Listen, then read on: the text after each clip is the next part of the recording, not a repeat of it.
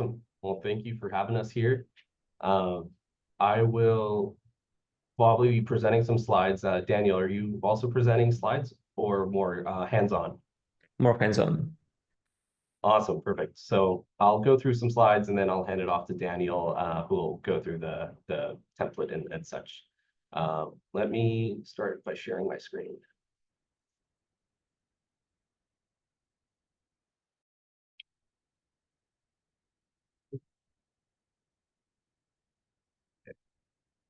Can everyone see that all good? Yep. Cool. All right, let's get started. So welcome everyone. My name is Srinjoy. I'm a product manager at Offchain. Been here for about 3 months now, so still new, but leading the charge on Stylus. And super excited to be chatting with you guys today, especially as your capstone projects come up and you start planning on what kind of hooks you'll be building. Put up my X and TG there, so feel free to connect. But yeah, excited to meet everyone. So before diving into Stylus, just wanted to have a quick look at where Arbitrum stands. Maybe some of you guys are already very familiar with Arbitrum, but nonetheless wanted to mention, we are one of the leading L2s with some of the highest TVL, most active wallets. And particularly of interest for you guys is we have a lot of synergy with Uniswap already. There's a lot of protocols and products on chain on Arbitrum that actively use Uniswap. So Unichain or not, there's still going to be this lot of demand on Arbitrum moving forward. And with Stylus that's specific to Arbitrum, it presents an even better opportunity to really drive a lot of innovation and keep the growth going. So just pointing out the tweet here that Arbitrum was the first to cross 200 billion in Uniswap, still leading the charge on volume every day. But yeah, this really kind of sets the stage of why we're so interested in talking to you guys and why we think Stylus is going to be a great fit. So moving into the agenda today, I'll first cover quickly like what is Stylus, get everyone on the same page as to what it is. We'll get into why Stylus and what people are building with it, why you would use it, and then do a really quick Rust primer. Super high level, we're definitely not going to be able to cover too much here, but you hopefully will get to know enough that you can start reading contracts and making sense of them. And then we'll move into Stylus 101. So that's just going to be breaking down our Rust SDK and some of the tools that you can use. And then we have our request for hooks. So this is kind of a list of examples and stuff that we think would be a great idea to build with Stylus. And we'll talk about that a little bit. And we have an example from Daniel that'll be exploring one of those. And then, and then I'll be handing it off to Daniel where he'll be showing you how to get started. And he's actually built an entire template for you to use as well. So by the end of the session, hopefully you'll have everything you need to know or where to look or where to follow up. So don't expect to, learn everything right now, but hopefully this will give you an idea of where you can go after and get started. All right, so taking a step back, so when we look at like the developer landscape on EVM today, obviously Solidity, Viper are some of the only options. And on the Solidity front, we're only looking at like roughly 30K active developers that are there. And this is great for now, but I think when we look into the future, we really want to be targeting this bigger pie, which is the 15 million other developers that use non-Solidity languages. And yeah, this is definitely a far cry for now. Like we're not saying that people aren't on blockchain just because they couldn't use Rust or C or C++, but when we want that mass adoption, we got to start building the technologies today. And eventually, when these developers find enough value, it should be very easy for them to integrate. So Stylus really is the start of setting us up for that, 5-6 years into the future. And when we look at the overall landscape today, as I was mentioning, like in EVM, we have Solidity and Viper, and like then we have all these other L1s that are building custom VMs and able to support Rust and C and C++. So like it's not novel for just the language support.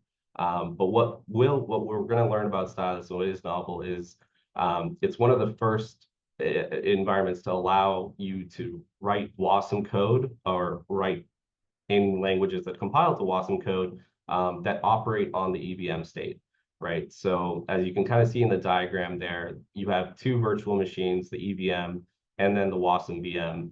And both of those are operating on the same state. So that makes them fully interoperable, meaning you can call in from Rust contracts to Solidity and vice versa.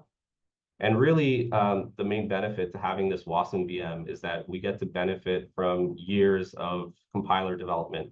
So when you're writing a contract in Rust and compiling it to WASM, that compiler is doing a lot of work to make sure the memory is optimized, that WASM is optimized, and by the time it's reaching the chain, it's already outperforming Solidity as far as how well it will execute. And so this is really what opens up new possibilities on chain for things like generative art, AI models, ZK proofs, a lot of different things, because you can now do things that would have otherwise put you past the gas limit or just been way too expensive to do in Solidity.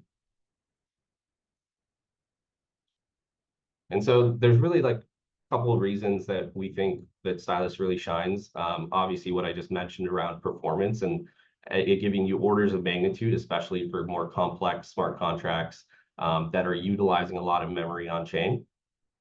Secondly is security. Obviously, there's Rust typing and having strong typing gives you a whole host of security benefits.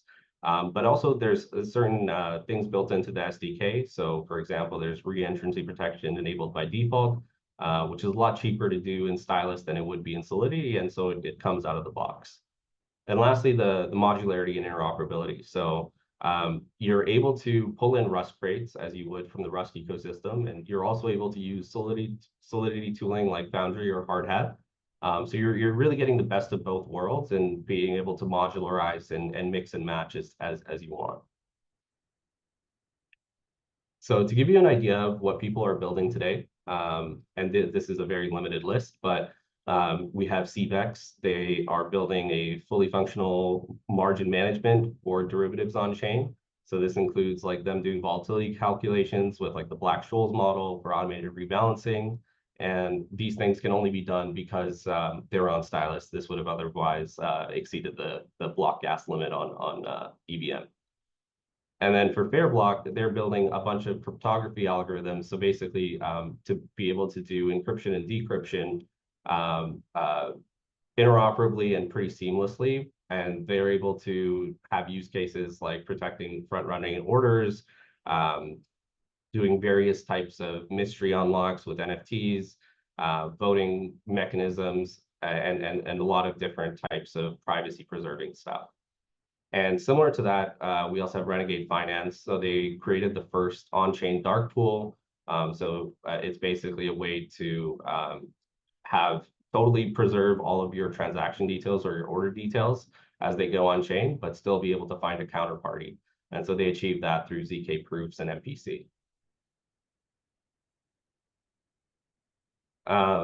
This is a fun one. So let's see if you guys can respond to this. So this is a Slido poll. Before jumping into the next part, I'm curious to know how much Rust experience you guys all have, so I can potentially cater it a little bit. Let me know if you guys can get onto the poll, and I'll see if I can show the results here.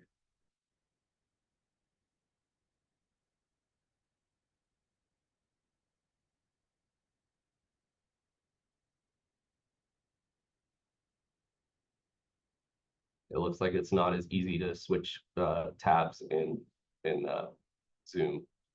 I don't know. Yeah, but right now it's looking like 50% I've played around with it, 40% built something with it, 14% I've used it professionally, and 10% don't know at all. Awesome. Okay, so it looks like the majority have actually like at least played around with it, and then some of you guys have actually professionally used it. So that's good to know. So maybe you'll be able to catch on a lot more, a lot faster here. All right, so diving into just very basic Rust 101. And the goal here is not to teach you guys Rust, but really we're going to be looking at the most basic contract, which is this counter contract, and then just walking through some of the Rust primitives and things that are used here to give you an idea of what's going on. So firstly, variables, interesting thing about Rust is they're all immutable by default. So if you want to be able to mutate them, just declare it with the mute definition and you should be good. The other thing to note is there's lots of different data types, U8s to U28s and signed integers, etc. Not all of these types are going to be directly compatible with Solidity. So there is like an intermediate library that's going to do those translations. But just being aware that you do want to make sure you're using the right type for the right type of calculation. Functions, pretty simple. The main thing to note here is the snake casing. So this SDK will automatically take the snake casing and move that to camel casing when they're exporting your ABI. But you do want to be as semantic to Rust as possible when you're writing your functions and writing your contracts, and then just doing the minimal amount to adapt to Solidity. Structs, you're going to see this a lot. Basically, very similar to OOP languages, but there's no constructors and some other differences. But by and large, this is how you group stuff in Rust, and you're able to define an implementation of the struct where you can define a bunch of methods and things to act on the struct as well. And the last thing to know that's probably the most fun Rust feature, which is our macros. So macros are basically code that writes other code. And so this is done during compile time, and it takes whatever code you've written and translates it to other code. And so the example here is basically a function that prints out hello world with the name. And as you can see, like with the macro, you're able to call functions from the main, and because the macro rules is actually making those functions in the expanded code in the background. And in general, I think like if we go through the Rust book, that's probably the best resource. I would recommend chapters 1 to 11 at a minimum, and that should give you enough starting knowledge to get going with all of the Stylus stuff. Okay, moving into Stylus 101. And we have a couple of things to cover here, but starting off with the Rust SDK. So it is true that we can support multiple languages, but for now, the Rust SDK is our first-party SDK that we've put in a lot of work into. So while the other languages are possible, this is definitely like the more robust, safe choice to be using on Stylus right now. And the SDK aims to sort of provide you the ability to write in Rust the way you would write in Rust, but give you some familiar design paradigms that are similar to Solidity, so you get that interoperability and you're able to more easily interact with contracts that are outside of Stylus as well.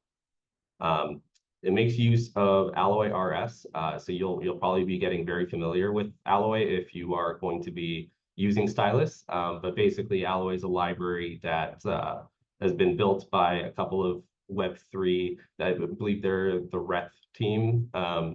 And they've built a lot of powerful primitives that allow easy translation of types between Solidity and Rust, and they do a lot of stuff in it, and the Rust SDK depends on them heavily.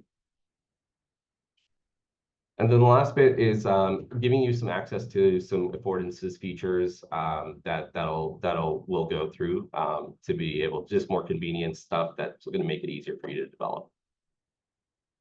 And so here, I'm just going to go through a quick list of useful features. This is, again, by no means exhaustive, but I'm sure some of these you will want to be using. So the first one is, what I think all developers love to log stuff. So you can log in Stylus. The way you do that is with this console macro. The only thing to note is in your cargo.toml where you are importing this SDK dependency, you just need to make sure you have this features equals debug, that flag on, so that when you are printing in the console, this will basically print out to your local node. And so you can use this as a means of debugging and just making sure like things are working. Next thing are the state variables. So you'll see this soul storage macro a lot. And basically, soul storage lets you write more Solidity type syntax and define your structs that way if you want. So there is a Rust way to do it, where you can just define a storage type or just a storage macro, or you can go with the sole storage where you can have more Solidity syntax if that's what you would like. And then we have contract methods, so similar to what I was mentioning with implementing the structs. So when you implement a contract, once you've defined what the state variables are, your next piece is to define all the methods on the contract. And so you'll see something like impl counter, and then you'll see a set of functions, and you're able to annotate those functions with public, private, to get like the similar syntax or similar functionality you would in Solidity. You also have access to some global variables. So obviously in Solidity, you have like message sender and blocks, and you have the same access to that in Rust. So you can just import those through the SDK and be able to get access to those. And the best part, I think this is probably the best resource we have today for Stylus, which is the Stylus by example. So if you've ever used like Solidity by example, this aims to follow that pretty tightly. So if you already know what you're doing in Solidity, this is a nice lookup reference to quickly figure out how to do it in the Stylus way. And lastly, there's some Stylus-specific nuances that are worth mentioning. So like outside of just building and deploying your contract, which you would assume works exactly like EVM outside of the coding part, there's a couple of other nuances to be worried about. So first one is activation. So Stylus programs require what's called activation, and really this is just something that happens on-chain at the node level, where two different binaries are produced, one more efficient for like that node actually like running transactions and operating on it, and then another one that's stored for later use. In the case that fraud proofs are activated and someone challenges the execution of a Stylus contract, then it would use this other binary. And the whole reason this separation happens is just to make things more efficient, and to make sure that the nodes don't have a huge cost in pulling up the Stylus code every time it's called. So this activation is done automatically on deploy, so you shouldn't have to worry about it. But in the event that ArbOS upgrades or it's been over a year, I believe, there are some ways that your contracts get deactivated.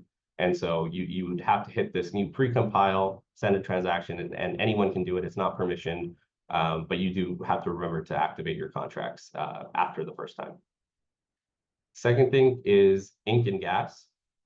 So in Stylus, all of the measurements are done in ink, which is 1 gas equals 10,000 ink. And the reason for this is a lot of the operations that are happening under the hood consume minute amounts of gas. And so instead of dealing with lots of decimals, this translation makes that a lot easier to deal with. And the last thing is caching. So similar to activation, there is this concept of caching simply because we don't want node providers or like the node operators to have to have all the Stylus contracts available all at once. And so there's a caching mechanism. It's not, I wouldn't worry about it too much on, there's a cache size of about 4,000 contracts.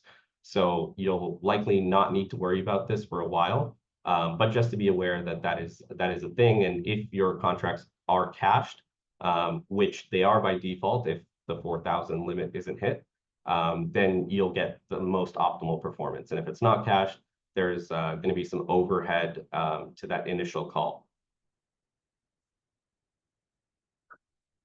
All right, going into some Stylus tools. So there's a couple of tools that you'll definitely use while you're developing. The first one being the CLI.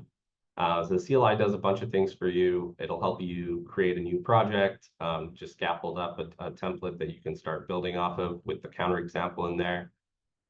It can perform verification checks, so you're able to make sure that your contracts can compile and meet all the on-chain requirements before you deploy. So good thing to just kind of keep running often as you're building, just to make sure you're all good. You can deploy your contract, so the cargo Stylus deploy handles all the activation, etc. in the background. So it's one command to you and several things that happen to make sure your Stylus programs are deployed correctly. You can trace transactions. So as of recently, a bunch of node providers just enabled this. So like QuickNode, Alchemy, etc., all have this now. So where in EVM you can debug trace transaction and take a look at all the different gas usage as your transaction has gone through. So you can now also do that with Stylus, and the CLI offers a convenient trace method to do that. And yeah, for debugging, you can use GDB, basically any kind of tool that will let you like walk through the code. And Cargo Stylus Replay allows you to do that. So if you want to get really deep and understand exactly what's happening in your code, that's available to you. And as I mentioned, for caching, there's a CLI tool to help you bid on caches and manage contracts in your cache. Again, wouldn't worry about that till the very end. The next thing you'll need is local development. So for local development is your Nitro dev node, and you have two choices here. So you can pick sort of our recommended option that you'll see in the docs, and that's going to be this like lightweight local dev node. It's very simple to start, and it's also very quick to get up and running. Unfortunately, though, probably not till a week or maybe 2 weeks, the debug features are not going to work locally, and the state is also lost when you shut down the process. Alternatively, if you want to have some longer startup times and a little bit more complexity in the Docker setup, you can use the full node simulation, and that's going to basically instantiate L1, L2 nodes. But the reason you'd want to do this is that in that Docker, it has a Block Scout Explorer built in. It has debug enabled, state can be saved. So there's a little bit, some more conveniences there for now. If that's of interest as you're developing. But in both cases, on the docs, you'll find addresses for pre-funded accounts and their private keys. So you're able to get started right away. You don't have to worry about running too many scripts. And of course, the node can be used with existing Solidity tooling, Foundry, Hardhat, what have you, can deploy to the node. Testing Rust contracts. So I'm sure Daniel might be getting more into this, but just very briefly, in Rust, if you want to run a test, you typically do it in the same file. You include this macro with CFG test, and right now, if you just use the Rust test, you'll only want to test pure functions, like anything that doesn't involve any contract state. But if you do want to use tests that involve contract state, OpenZeppelin's built this library called Matsu, and that's going to give you a lot of different conveniences to be able to test your contracts with state involved. A quick note on third-party Rust crates. So one of the biggest advantages of Stylus is to be able to pull in third-party Rust crates, but there are some nuances here. So despite whatever crate you pull in, you are still constrained to like a blockchain environment. So that means that once your crate's pulled in and you compile with your contract, you want to make sure you're still under that 24 kilobyte WASM size limit. So that limit isn't unique to the WASM VM, but that's also the size limit for EVM. And just like EVM, things like random numbers, multi-threading, floating point operations, all that stuff is not going to work. So the best way to look for these types of crates that can be compatible is to look for this no STD flag. And so if a crate is built without the standard library, that's usually the best way to make sure that it has a minimum size and it will likely work with your contract. Not to say that others aren't possible, but they might require some modifications to get it working. And then lastly, using Solidity with Stylus. So this is, again, Daniel's going to be getting into this more, but really it's pretty simple. All you have to worry about is the interface. And so once you have written your Rust contract, you want to use the CLI's export API to get all of the function definitions. So on the code sample here on the right, basically you just take your counter contract and then you can create an interface for it based on the output of the CLI. And then you can initialize it and just use it as you would any other external call in Solidity. Okay, so I know that was like super quick and I threw a lot at you guys, but you know, again, the purpose here isn't to get you guys experts here, but what I will recommend is all these resources, particularly the videos for the Stylus Pro series. So the Stylus Pro series, they're covering similar content to what I just covered, but they're doing it a lot more hands-on, a lot more long form, and they actually go through a lot of code and examples. So I'd highly recommend that if you want to get as detailed of a tutorial as possible. And then and some of these other examples and docs to take a look at as well. Plus, if you need any support, highly recommend joining the Telegram group and the Discord group. Best place to find answers and get answers. And the last thing I'll point out is there's two teams that I mentioned, so Renegade and Superposition. These guys have open source projects. You can check out their contracts. If you're wondering what like a full mainnet setup looks like, I'd recommend checking out those repos. Cool. Last bit is talking about our request for hooks. So I just wanted to highlight kind of the key opportunities that V4 hooks have with Stylus. So I think it boils down into sort of two buckets. One bucket being things that you can do that are just impossible on the EVM. So that could be because economically not feasible, computationally not feasible, but unlocking those new use cases beyond the EVM is probably the top thing you could do with Stylus. And then the second thing is because we're so new, we're also looking for a lot of proof points and like benchmarks to showcase how effective Stylus really is.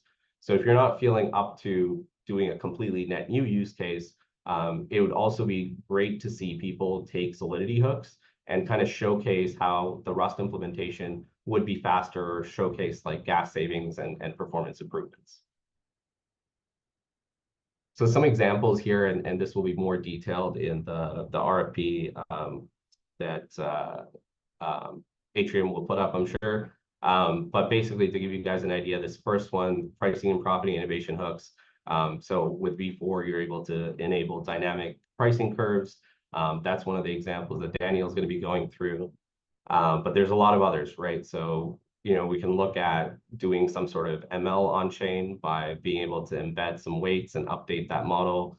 No one's done that before, but it is theoretically possible. So that would be very great to see. We have liquidity and yield optimization hooks. So this is more of probably hooks that you've seen out there already, but TWAM and just being able to showcase the Stylus version of that and how much faster it is would be fantastic.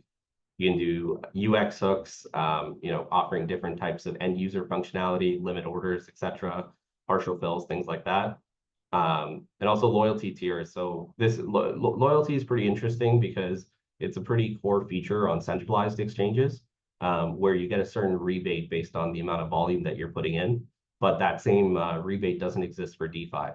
So if anyone wants to kind of work on different models of on-chain activity and like rewarding users based on that, that would be also very interesting.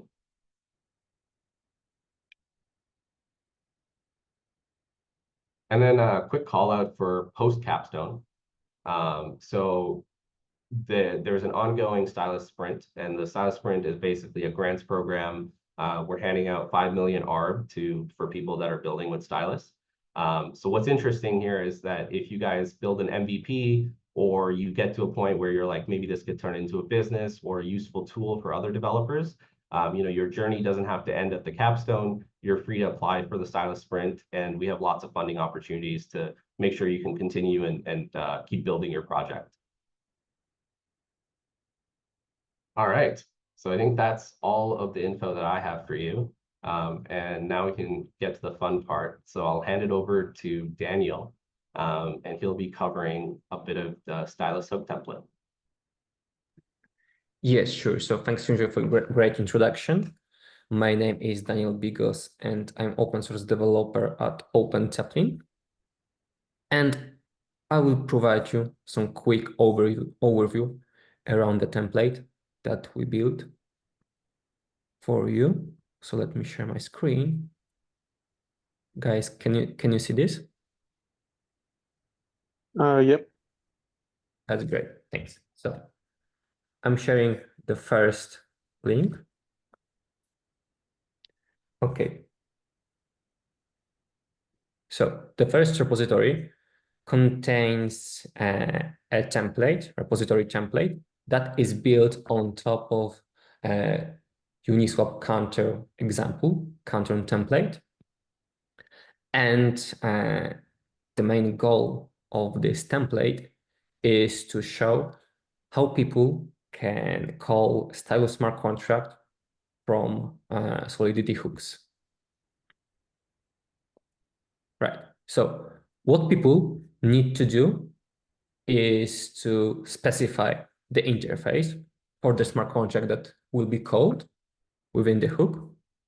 And this is it. That's it. This is how can you do this. It's totally the same as you can do this in Solidity. I mean, as you do this for any other Solidity smart contract. And in this example, we decided to build an example how to calculate swap price in Stylus. So to calculate custom curve for swap prices, we need to use the before swap hook, and we need to call our Stylus smart contract. So as you can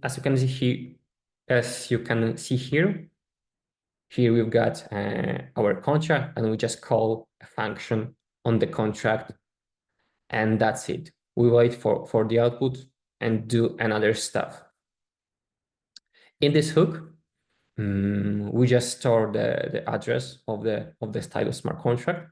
But to be honest, it can be any other, either Solidity or Stylus smart contract that you want to use.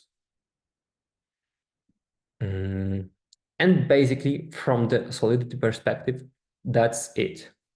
We also modified the test for the counter to call a mocked smart contract. So you can just run forge test on the repository that I shared, and that's it. The one important part to mention is that the repository is not audited, this one. And if you encounter any issue, any trouble, don't hesitate to submit an issue for us.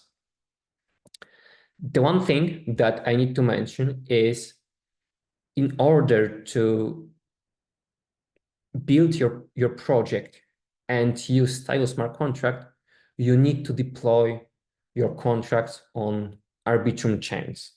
And for the development, you can use Nitro test node that was presented by Srinjoy. Also, we can find links to an instruction how to run everything. And now we can go into more interesting part, which is just Stylus smart contract, that I will dive into this. Let me share the links.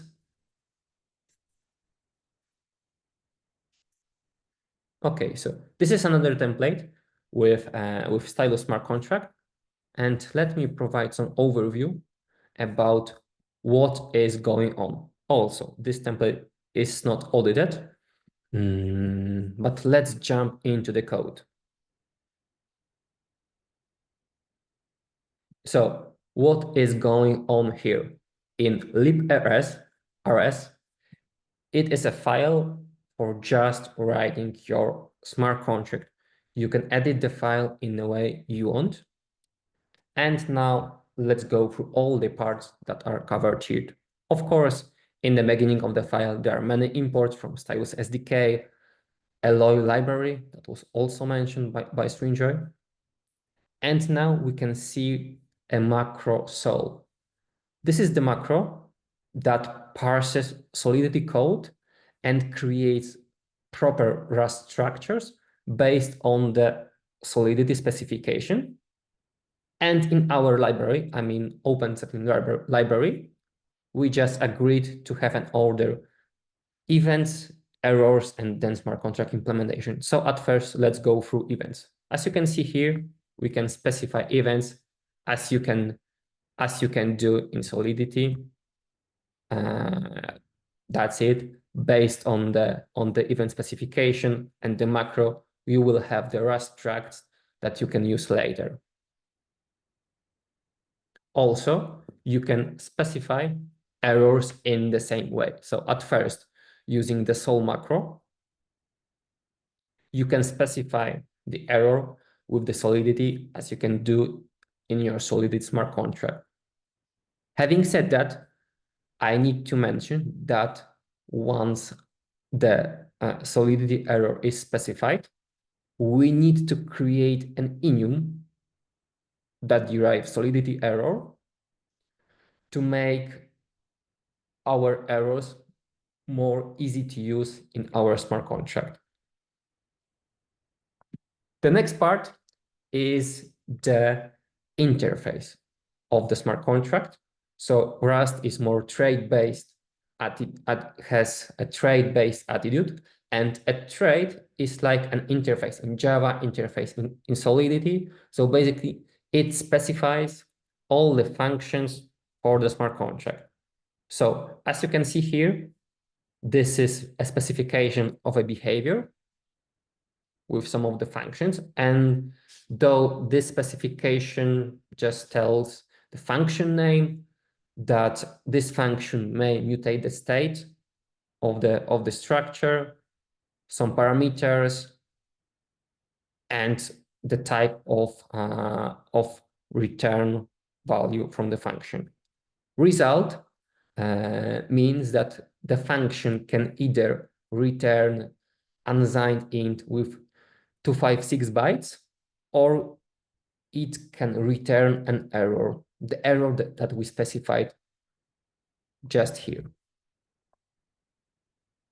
Also, we have another function. Okay, so we went through the interface for the smart contract. And now let's dive into the final code for the easy example smart contract. So at first, we need to add a macro public.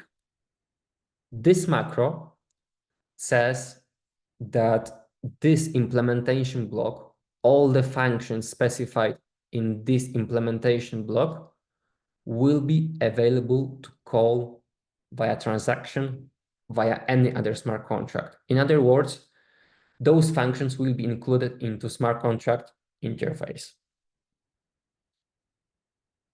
Yeah. So here we have specification for any function that we want to be able to call in the smart contract. And as you can see here, we do some calculation. We can call any other function. We can also emit an event like in Ethereum and return some value. The same we can see in another function. And basically, that's the interface and also all the callable functions of the smart contract. Besides the functions that are exported to the world, we can have as many input blocks as we want to. And here we can just do anything that we want, do some cool stuff, more complicated stuff, or more easy. In the example that we built, we decided to write a very simple curve that trades tokens exactly one-to-one, not complicate the example. So basically, for example, in this function, we just return the same value for one-to-one trade. You can modify each function that you want to, write your own interfaces, pass any argument that you want to, etc. Another part that is important of that Rust files is our tests. So this is how you can write tests in Rust. The first test is just a sample test that can be built with pure Rust. I mean, you just need to use macro test, and that's it. But later, you can see examples how to use Motsu for unit test for your smart contract. So Motsu is a library built by us, by OpenZeppelin, to test Stylus smart contracts. Motsu is a tool that provides some VM behavior that is needed to run any smart contract operation. To write a test, Motsu test, you just write a simple function name as in regular test, but also you need to specify what type of smart contract you want to test. And based on this specification here, all the context will be initialized for your smart contract to test. On the smart contract, you can call any function that you want to. This is the call of the function that is not exported into smart contract interface, but it can be tested. Later, you have tests for functions that are exported to be callable via other contracts or transactions. And basically, that's it around how the file is structured. Now let's talk about the interface. What can you do in your project? So, as I said, you can modify the trait I-curve in a way you want. You can get rid of some parameters. You can add some parameters. You can change the result types. You can do anything. The same you can do with events. You can add events here as many as you want to. Just make sure they are needed in your project. The same I can say about errors. Okay. When you need to make your smart contract Stylus smart contract more context oriented, probably you will need to store some data into storage, and here in the stall storage, you can just add as many attributes to the smart contract as you want to. You just need to specify additional attributes for the Uniswap curve struct. Okay, so that's the simple implementation. Now I can show you how to use the tooling to build your smart contract and to test your smart contract. Stylus. Okay, so cargo stylus check. It's a simple comment that checks if your Stylus smart contract can be built and can be deployed on an Arbitrum chain. So as you can see, everything passes. You can check if your project compiles and everything is correct. Also, you can test your contract. For that, you just need to call just cargo test with some additional flags. And as you can see, all the tests like pure Rust test and test for the smart contract passes. We saw that the comment may be hard to remember. So for that, we implemented just a simple script for running unit tests. As you can see, tests are run. Now, let's dive into another file.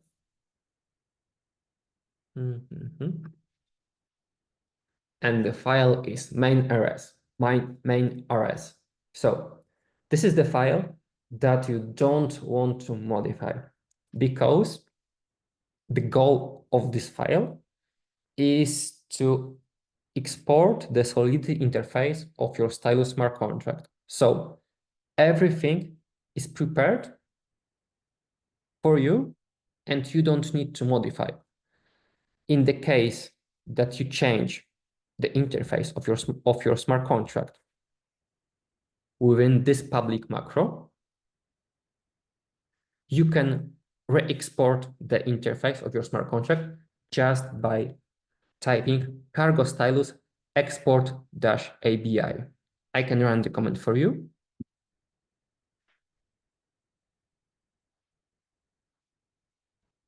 And as you can see, this is just a comment.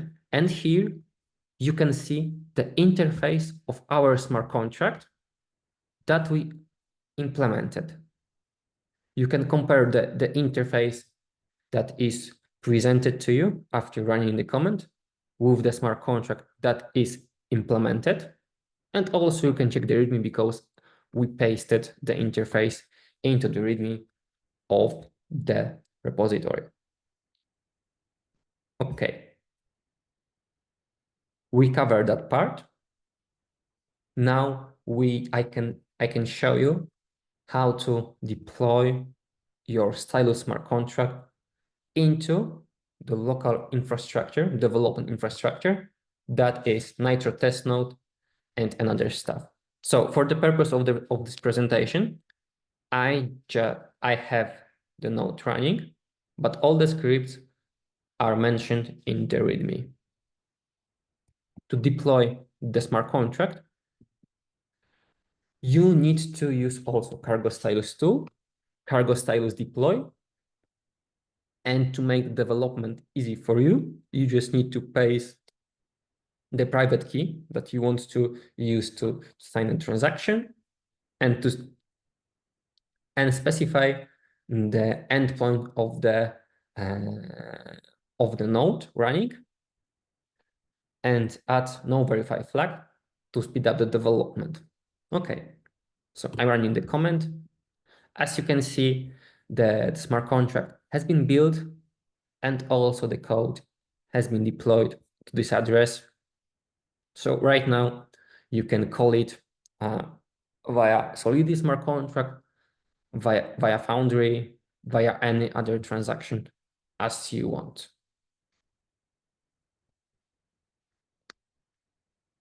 In a situation that you may need to have some additional funds, test tokens for your Nitro test node, there is a script that is mentioned in the README, but I can present it to you for just funding an account. So you need to code a script sent to L2, and you need to specify to which address you want to send some test tokens and specify the amount of the tokens. Okay, so I'm running the script, and as you can see, it passes. So this address was founded with 5 ethers. Right. So having deployed your Stylus smart contract, you need to just specify the address into the Solidity smart contract with hooks, and those smart contracts can interact with each other. Stylus smart contracts and Stylus SDK provides you many stuff, many functions that you can use to interact with EVM compatible chain, like any information about the current block, any information around the current contract, right? So all the functions that are and information that is available in Solidity, you can have in Stylus smart contracts too, like also EVM stuff. You can have everything. Right. Great examples of how any Stylus smart contract can be built is in the page presented by Srinjoy, Stylus by example. But if you want to have more complicated examples, you can just go to our repository, OpenZeppelin repository, with a library with smart contracts. The library right now contains smart contracts for ERC20 token, ERC71 token, ERC1155 token, ownable token, access control mechanism. We also provide some Did I? We, I was- go Sorry? ahead. Go. Well, we were just Sorry, talking about, take care of this. so. Well, sorry, Mustafa, I think. Okay. So you can explore the repository and check how we build many smart contracts. You can inspire yourself. You can just check how we use more sophisticated constructions into our smart contracts. I'm going to share also the link with you on the chat. And yeah, basically that's almost it. The last thing that I want to mention is the mods library that I mentioned before, or unit testing. It can also be found in the repo that I shared before, but also sharing on the chat. Our repositories are available on Crates.io if you need to use anything from OpenZeppelin, like our repository with Stylus smart contracts, our repository with crypto primitives. You just need to add the dependencies via cargo add or modify your cargo tom file for the project. And basically, that's it from my side. Thank you. Amazing. I love that.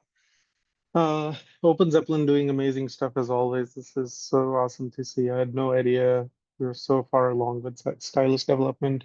I'm sure we'll see a bunch of Stylus projects now. I was Stylus billing people yesterday in the workshop, and now I'm more Stylus billed than ever before. So I don't know if there's any unanswered questions in chat, but if people do have any questions, now's the time to ask. Slides will be shared. Workshop is also recorded, so will be posted. But yeah, if anybody has any other questions for now, now's the time. But thank you both so much, Srinjoy and Daniel. It's really awesome. Love it.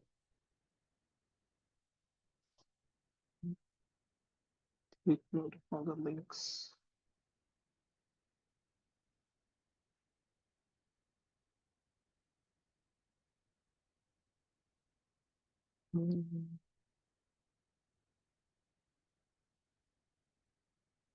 Okay. Cool. I think all the other questions that were asked have already been answered. So thank you for staying on top of chat with that. Sure enjoy. Appreciate that. But cool. If there's no other stuff for now, then we can start wrapping up. But once again, thank you for the presentation. Love that. And yeah, looking forward to seeing what people build in the hackathon. Awesome. Thank you guys for having us. Always, anytime, dude. See you guys. Cheers. Take care, everyone. Have a great rest of the day, and I shall see you around. And Srinjoy, I'll follow up with you on getting some of the links and Arbitrum Holski. Okay. Awesome. Sounds good. Cheers. Yeah. Take care. See ya.